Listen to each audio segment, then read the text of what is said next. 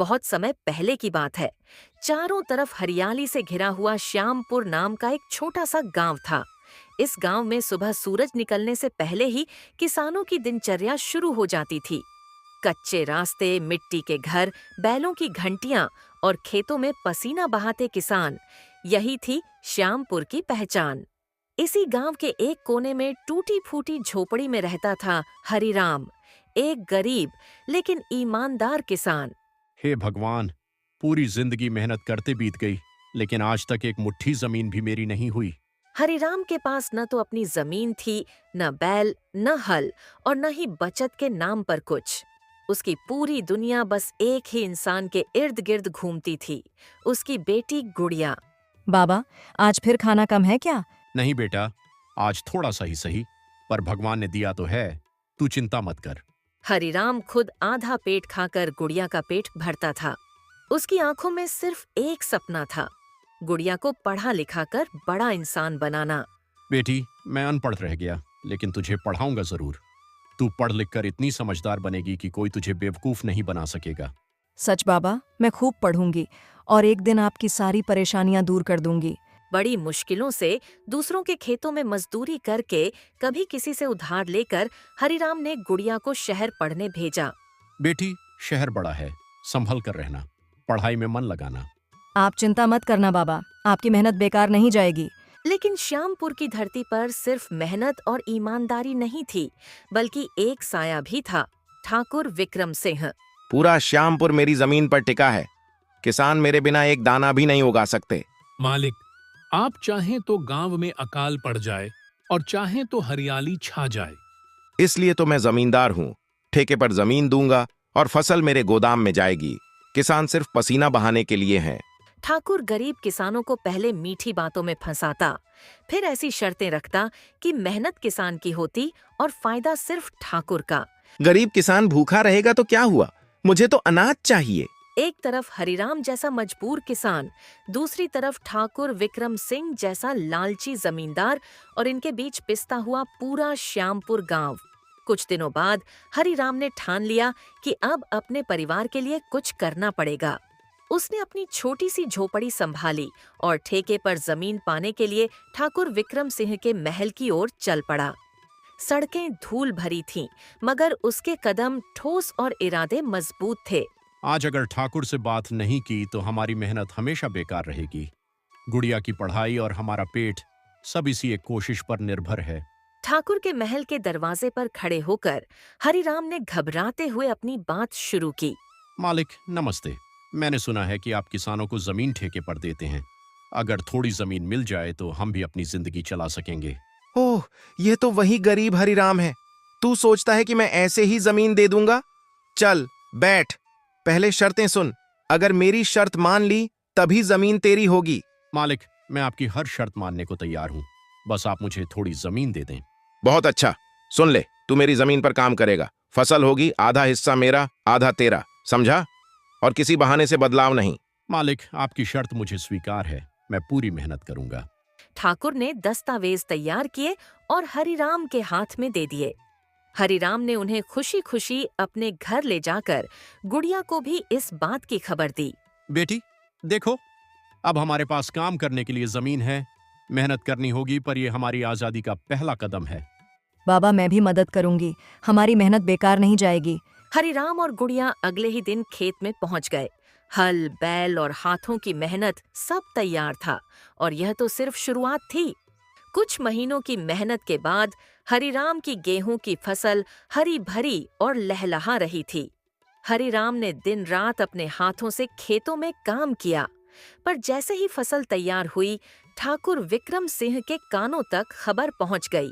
कालू, सुनो, हरिराम ने इस बार अच्छी फसल उगाई। मालिक, इस बार तो वह हमारी चाल को भी समझ जाएगा, पर आपका तरीका हमेशा काम आता है। इसी बीच हरिराम खेत में फसल काट रहा था। उसका चेहरा खुश था, लेकिन उसे डर भी था। अगर इस बार भी फसल का आधा हिस्सा ले गया तो हमारी मेहनत फिर बेकार होगी, पर उम्मीद तो हमेशा रहनी चाहिए।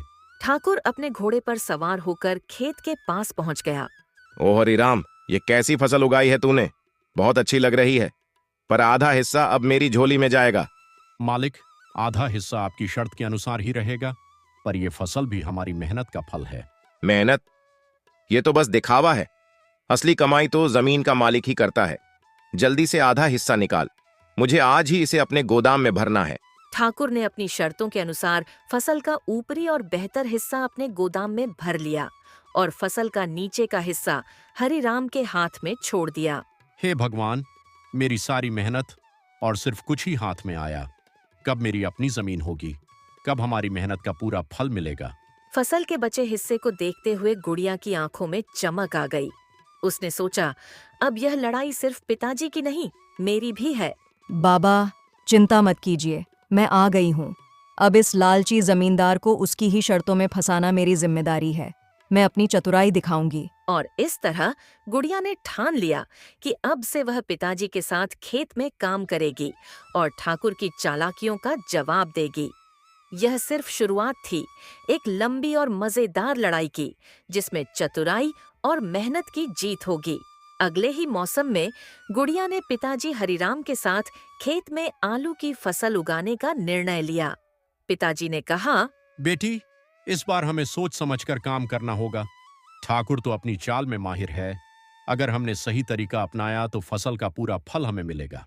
बाबा, चिंता मत करो, मैं इस बार उसकी शर्तों का पूरी तरह फायदा उठाऊंगी।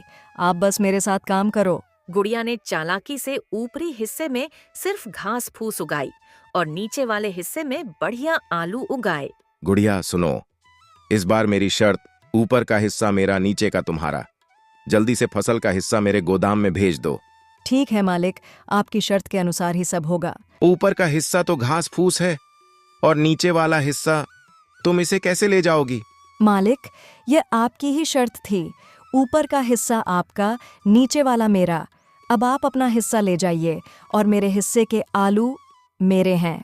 ठाकुर का गुस्सा चारों ओर फैल गया, लेकिन गुड़िया की चतुराई के आगे उसके पास कुछ भी कहने को नहीं बचा।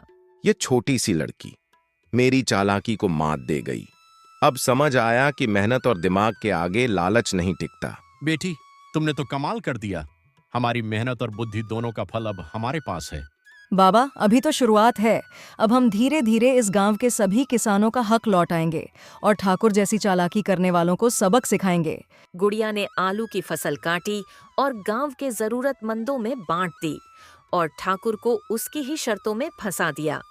इस तरह गुड़िया की चतुराई ने पहले ही कदम में लालची जमींदार को पछाड़ दिया। आलू वाली फसल के बाद पूरे श्यामपुर गांव में गुड़िया की समझदारी की चर्चा होने लगी। किसान आपस में फुसफुसाने लगे कि पहली बार किसी ने ठाकुर विक्रम सिंह को उसकी ही चाल में हराया है। लेकिन ठाकुर का घमंड अभी टूटा नहीं था। एक बार किस्मत से जीत गई होगी। मैं जमींदार हूँ, अगली बार ऐसी शर्त रखूंगा कि यह लड़की चाहकर भी नहीं बच पाएगी। मालिक, इस बार ऐसी शर्त रखिए कि ऊपर नीचे सब आपका हो जाए। हाँ, यही सही रहेगा। कुछ दिनों बाद गुड़िया फिर ठाकुर के पास पहुंची। मालिक, इस बार भी आपकी जमीन ठेके पर चाहिए। अच्छा लड़की, इस बार ध्यान से सुन। नीचे का हिस्सा मेरा होगा, ऊपर का हिस्सा तुम्हारा। अब बताओ, मंजूर है या नहीं? मंजूर है मालिक। ठाकुर मन ही मन खुश हो गया। उसे पूरा यकीन था कि इस बार गुड़िया फंस जाएगी। इस बार गुड़िया ने गेहूं की फसल बोई। दिन रात मेहनत हुई, खेत सुनहरे रंग में चमकने लगे। बेटी, इस बार फसल तो बहुत अच्छी लग रही है। बाबा, इंतजार कीजिए, असली मजा कटाई के दिन आएगा। कटाई के दिन ठाकुर अपने नौकर के साथ खेत पहुंचा। अरे ये तो गेहूं है। हाँ मालिक, आपकी शर्त के मुताबिक ऊपर का हिस्सा मेरा है, बालियां, नीचे का हिस्सा आपका, जड़ और भूसा। मालिक, फिर से? चुप! ये लड़की मेरी इज्जत मिट्टी में मिला रही है। गुड़िया ने पूरी गेहूं की फसल घर ला ली। कुछ अनाज उसने गांव के भूखे बच्चों और बुजुर्गों में बांट दिया। अब ठाकुर को समझ आ गया था कि यह साधारण लड़की नहीं है, इसलिए उसने सबसे खतरनाक शर्त रखी। लड़की, इस बार ऊपर का हिस्सा भी मेरा, नीचे का हिस्सा भी मेरा, बीच का हिस्सा तुम्हारा। बोल, मंजूर? मालिक, यह तो खुद फंस गई। अब कोई चाल नहीं चलेगी। इस बार गुड़िया ने गन्ने की फसल लगाई। ऊपर पत्ते, नीचे जड़ और बीच में मीठा गन्ना। बेटी, कहीं गलती तो नहीं हो गई? नहीं बाबा, न्याय हमेशा सही सोच के साथ होता है। कटाई के दिन ठाकुर खेत पहुंचा। यह तो गन्ना है। हाँ मालिक, ऊपर के पत्ते आपके, नीचे की जड़ें आपकी और बीच का मीठा हिस्सा मेरा। नहीं, इस बार मैं हारा नहीं, बल्कि मेरी आंखें खुल गईं। गुड़िया, आज तक मैंने गरीब किसानों को ठगा, पर आज पहली बार किसी ने मुझे सच्चाई दिखाई। मालिक, मेहनत करने वाले का हक छीनना पाप है। अभी भी समय है, किसानों को उनका हक लौटा दीजिए। आज से श्यामपुर में कोई किसान भूखा नहीं रहेगा। इस तरह एक गरीब किसान की बेटी ने अपने दिमाग, मेहनत और सच्चाई से पूरे गांव की किस्मत बदल दी और श्यामपुर में हमेशा के लिए अन्याय का अंत और न्याय की जीत हुई।